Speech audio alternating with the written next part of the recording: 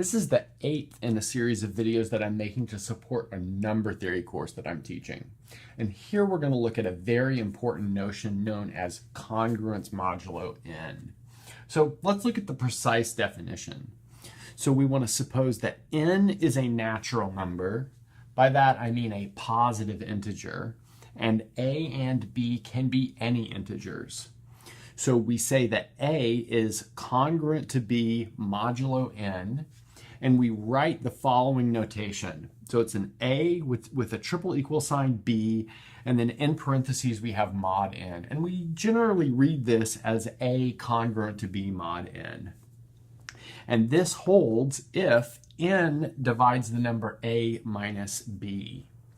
So if not, we say that a and b are incongruent modulo n, and we write a not congruent to b mod n. So we just put a slash between that triple equal sign.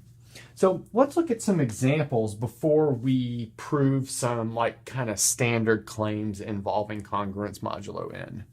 So notice that 17 is congruent to 3 modulo 7, and that's because 7 divides 17 minus 3. Because 17 minus 3 is 14, that's clearly divisible by 7. Next, 24 is congruent to 6 mod 9. That's because 9 divides 24 minus 6. 9 divides 18.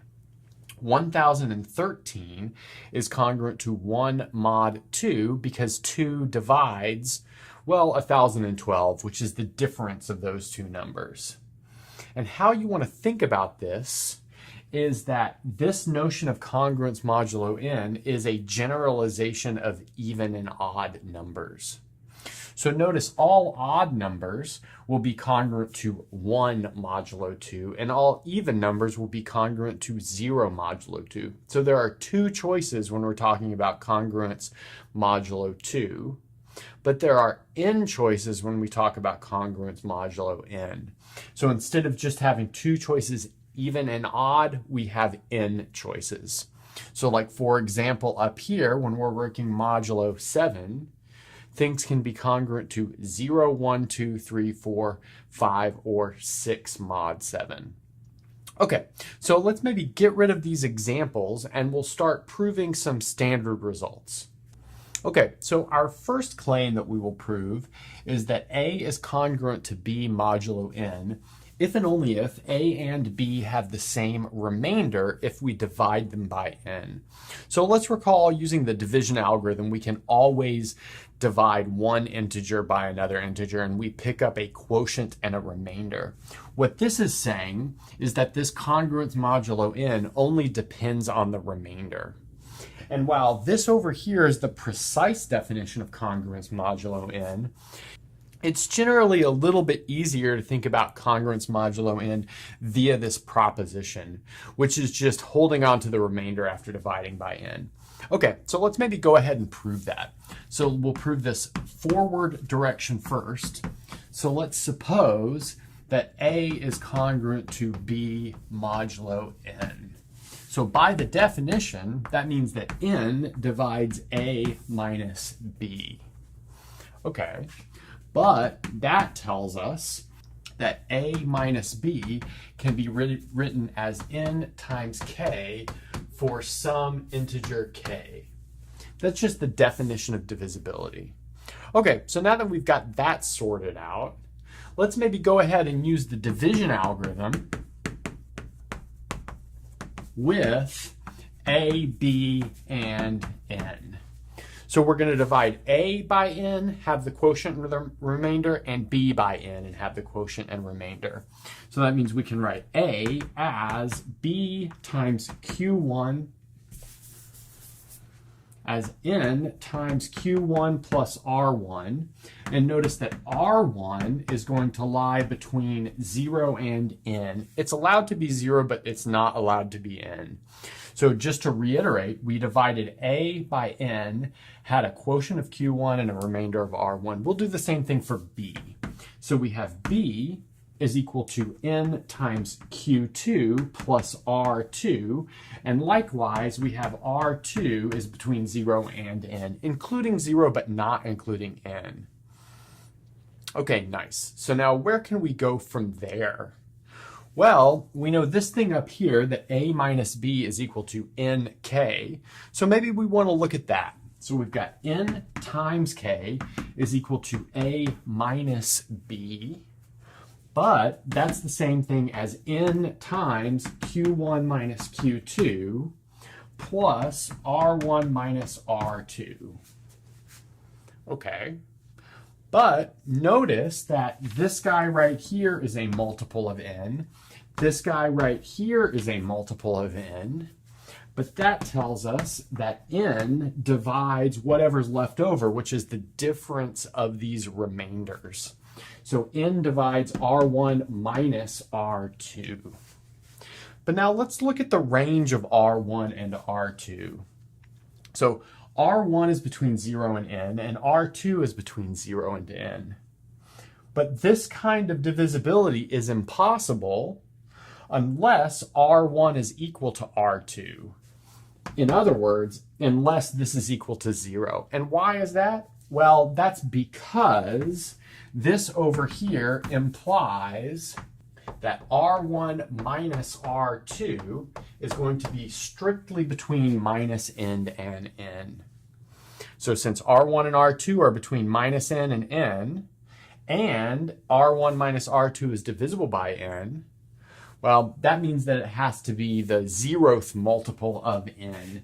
In other words, r1 equals r2, because r1 minus r2 is equal to 0. Okay, but look, that's what we have on this other side of our implication. A and b have the same remainder when dividing by n. So we finished this first direction. Now let's go ahead and look at the reverse direction. So we just finished proving the forward direction, and now we're ready to prove the reverse direction. So what we'll do is suppose that a and b have the same remainder when dividing by n. In other words, we can write a as n times q1 plus r, and b as n times q2 plus r. And here r is between 0 and n. Notice I didn't need r1 and r2 here because our assumption is that we have the same remainder. But now we're pretty much good to go because we have that a minus b is equal to n times q1 minus q2 because the r's cancel. But that's exactly what we need for n to divide a minus b. But if n divides a minus b, then by our definition over here, a is congruent to b modulo n. And that finishes this proof. And now let's move on to our next result. Okay, next we'll prove a really classic result that says that congruence modulo n is in fact an equivalence relation on the integers. So let's recall that an equivalence relation is a relation that satisfies these three properties. It is first reflexive, second symmetric, and third transitive. So we'll prove these one at a time. So let's first show that this relation is reflexive. So in other words, we want to show that for all a in z, a is congruent to a modulo n. That's what it would take to show that this thing is reflexive. But notice this is most definitely true, and we can see that with the following calculation. So let's notice that a minus a is equal to 0. Well, that's pretty obvious. But 0 can be written as a multiple of n as 0 times n. But that tells us that n divides 0, but we could write 0 as a minus a. But that's exactly the condition that we need for a to be congruent to a modulo n. So that means we've proven the reflexivity of this relation. And now we're ready to prove the symmetry of this relation. So let's recall that symmetry means that if a is congruent to b mod n, then b is congruent to a mod n. Great. So let's see how we can do that. So we'll start with one side of this proposition and prove the other side. So let's suppose that a is congruent to b mod n, but that tells us that n divides a minus b, But that means that a minus b is equal to n times k, where k is some integer. But that tells us that b minus a is equal to n times minus k, just using arithmetic. But this is exactly the condition we need to say that n divides b minus a. But if n divides b minus a, by our definition over here, we have b is congruent to a modulo n. So we started here and ended there. So that means we have just shown that our relation is indeed symmetric. Now let's get rid of this and we will prove that it's transitive. So to finish this off, we need to show that our relation is in fact also transitive. So in other words, if a is congruent to b mod n, b is congruent to c mod n, then a is in fact congruent to c mod n. So let's maybe get to that. So we'll suppose first off that a is congruent to b mod n and b is congruent to c mod n. Now let's unravel this via the definition of congruence modulo n. So that tells us that n divides a minus b and n divides b minus c. Now we can actually jump to the end here because we know something about divisibility and taking linear combinations. But instead of doing that, I'll put all the details in just, because we can. Okay, so this means that a minus b is equal to n times k. And then this one over here means b minus c is equal to n times l. And this is for some integers k and l. Okay, now let's look at what we're trying to get to. We're trying to get to a is congruent to c mod n. That means we need to see something of the form a minus c. So how can we do that? Well, we can do that by taking these two things which I've underlined in purple and adding them. So notice that a minus c is the same thing as a minus b plus b minus c, just by standard arithmetic. But that's also equal to nk plus nl, which is n times k plus l. But what do we have? We have a minus c as a multiple of n. That means that n divides a minus c, but that means that a is congruent to c modulo n.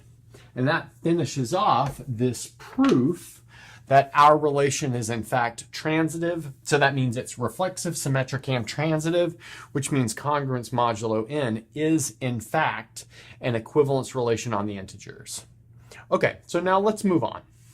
Before we move on to our next result, I want to recall that the notion of an equivalence relation leads to the notion of an equivalence class. Let's recall that the equivalence class of the element x is all elements y that are equivalent to x under whatever equivalence relation that you're working with. So here we're working with congruence modulo n. So that means we would read this as all y which are integers where x and y are congruent modulo n. So let's look at some examples. So n equals 4. The equivalence class of the number 0 is everything congruent to 0 mod 4. In other words, all multiples of 4. Because we can think about just keeping the remainder after dividing by 4. So that means we've got 0 plus minus 4 plus minus 8 plus minus 12 and so on and so forth. That's the equivalence class. Next, the equivalence class of 1 is everything that's congruent to 1 mod 4. In other words, everything that has a remainder of 1 after dividing by 4. So 1, 5, 9, so on and so forth in that direction. And also back in the other direction. So minus 3, minus 7, and so on and so forth in the negative direction. Next, the equivalence class of 2 is everything that has a remainder of 2 when dividing by 4. So we've got minus 6, minus 2, 2, 6, and so on and so forth. Finally, the equivalence class of 3 is everything that has a remainder of 3 when dividing by 4. So we've got like 3, 7, and then so on and so forth in that direction, minus 1, minus 5, and then back in the negative direction as well. So I want to notice that if we take these 4 equivalence classes, 0, 1, 2, 3, and 4, and take their union, then we get all of the integers. So notice we can count those up: 0, 1, 2, 3, 4, 5, 6, 7, and you can see that we'll get all the integers eventually. Now, another thing that I want to notice is that these are in fact disjoint unions. In other words, there's no overlap between these equivalence classes. That's a standard result that you probably saw in an Intro to Proofs class, that an equivalence relation and equivalence classes lead to a partition of a set. So in fact, we've got a partition of the integers into 4 sets there. Okay, that leads us to another definition, and that's the definition of something called a complete residue system modulo n. So the set of integers a1, a2 up to an is called a complete residue system mod n if, when we take the union of these n equivalence classes, we get all of the integers. So from our original example up here, we see that 0, 1, 2, 3 make a complete residue system. And that's because these union to the integers. But we could take other equivalence class representatives if we wanted to. So notice that -2, 1, 0, 1, sorry, -2, that should be -1, 0, 1, also form a complete residue system. And that's, again, because their equivalent classes will union to the integers. Similarly, 4, 6, 7, 9, that's another kind of strange complete residue system. Okay, so let's maybe get rid of this, and then we'll prove the relationship between basic arithmetic and congruence modulo n. Now we're going to prove a 4-part proposition involving the arithmetic properties of congruence modulo n. Starting with the following setup. We've got a natural number n, and a, b, c, and d are integers. Furthermore, we're assuming that a is congruent to c mod n and b is congruent to d mod n. Then it will follow that a plus b is the same thing as c plus d mod n, and a times b is the same thing as c times d mod n. In other words, this addition and this multiplication are well-defined modulo n. Okay, so let's maybe see how we can prove this first bit of the proposition. So notice that a is congruent to c, b is congruent to d, so that means that a minus c is equal to n times k, and b minus d is equal to n times l, where k and l are some integers. Okay, now let's see where we want to go. We want to look at this a plus b and this c plus d, but for those to be congruent modulo n, we need to discover their difference. So let's see how we can do that. Well, we can get their difference by adding these two equations. So notice that a plus b minus c plus d is the same thing as a minus c plus b minus d, just by normal arithmetic rules. But that's the same thing as nk plus nl, which is the same thing as nk plus l. But what do we have? We have a plus b minus c plus d as a multiple of n, but that's the same thing as saying that a plus b is congruent to c plus d modulo n, as we were going for in this first part. Okay, now let's look at multiplication. So for multiplication, we're trying to look at the product of a and b and the product of c and d. Well, we could get at that just by multiplying these two, but it's going to be useful to rewrite them a little bit. So let's do that. Let's notice that these two equations can be easily rewritten as a equals c plus nk and b equals d plus n times l. Now we can multiply these. Notice that a times b is equal to c plus nk times d plus nl. Now we can FOIL out that right-hand side, leaving us with cd plus, what do we have? N times a bunch of stuff. So we're going to have cl plus dk plus nkl. The important thing is that we've got n times something. So I'm just going to put these all together into the number x. We have this is equal to cd plus nx. Okay. But notice that tells us that AB minus CD is equal to n times x. In other words, n divides AB minus CD, which is exactly what we need for AB to be congruent to CD modulo n. Okay, now that we've gotten this taken care of, let's move on to the second part of this proposition. Now we're ready to move into the next part of our proposition. Here, we're going to assume that A is congruent to B mod n and D divides n. Then it will follow that A is congruent to B mod D. So let's look at a little example of that. So notice that 7 is congruent to 3 mod 4, and 2 divides 4. Well, that means that 7 will be congruent to 3 mod 2. Okay, so let's maybe jump into the proof now. So by the fact that A is congruent to B mod n, that means we can write A minus B as n times k for some integer k. And then from the fact that D divides n, that tells us that n is equal to D times L for some L, which is an integer. And I guess I should say L here is more strictly a natural number, and that's built into the context that we're reducing modulo D, and that reduction modulo D really only works if we've got a natural number there. Okay, great. Now we can smash these two together, and we'll see that A times B is equal to D times LK. But that means that D divides A minus B, which tells us that A is in fact congruent to B mod D, which is exactly what we wanted to get at for this second bit. Okay, so now let's move on to the third. Okay, the next bit of this proposition looks a little bit like the converse of what we just proved. So we're going to start by assuming that A is congruent to B mod n and C is a natural number.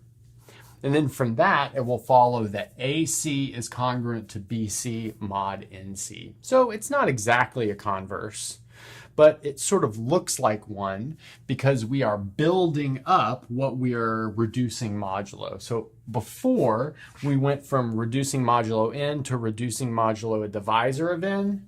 And here we're going from reducing mod n to reducing modulo a multiple of n. Okay, so let's maybe get to it. So let's notice that this statement right here means that A minus B is equal to n times k. And now this is actually really quick. All we have to do from here is multiply this entire equation by C. So that'll give us AC minus BC is equal to NC times K. But that's exactly what it takes for AC to be congruent to BC modulo NC.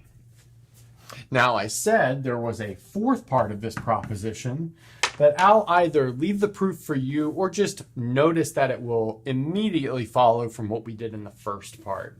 And that goes like this. So for a natural number m, if A is congruent to B mod n, then A to the m is congruent to B to the m modulo n. Okay, good. So now that we've taken care of this arithmetic proposition, we're going to look at some results that follow from it. We'll finish with a quick corollary which follows from that last proposition. So if we've got a polynomial with integer coefficients, and we know that A is congruent to B mod n, then f of A is congruent to f of B mod n. So this proof is actually quite short, but we're going to look at it anyway. So let's maybe write the polynomial as follows. We'll say f of x is equal to c0 plus c1 times x plus all the way up to c k x to the k. So it's going to be a degree k polynomial. Okay, so now let's notice that f of A is equal to c0 plus c1 times a plus c2 times a squared all the way up to ck times a to the k. But then by the fourth part of our last proposition, we know that we can replace this a with a b, this a squared with a b squared, and this a to the k with a b to the k if we are reducing modulo n. In other words, we know this is congruent to c naught plus c1b plus c2b squared plus all the way up to ck b to the k mod n. But that's exactly our polynomial evaluated at b. So this is congruent to f of b mod n. And that finishes this proof. Now we'll finish it off with some warm-up exercises. So let's look at some warm-up problems. The first is to show that each of these congruents is true. So for example, 111 is congruent to minus 9 mod 40. So you'd want to show that that is true using the definition of congruence modulo 40. Next, the goal is to find all natural numbers n such that 27 is congruent to 5 mod n. So this is an interesting example because you solve for this n. Okay, next, let's find the least positive residue of this huge number, 1 factorial plus 2 factorial, all the way up to 100 factorial, if we reduce modulo 7 or if we reduce modulo 25. So there'll be a trick here, and just think about what happens after you get far enough into this sum. Okay, that's a good place to stop.